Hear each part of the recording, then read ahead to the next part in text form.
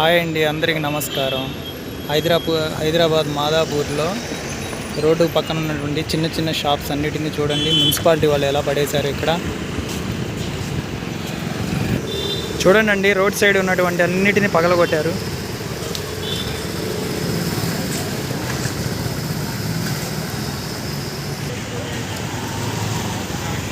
పాపం చూడండి, road side ఉన్నటువంటి ఫ్రూట్ షాప్ ఫ్రిడ్జ్ని పగలగొట్టారు. వీడియో తీసి పోస్ట్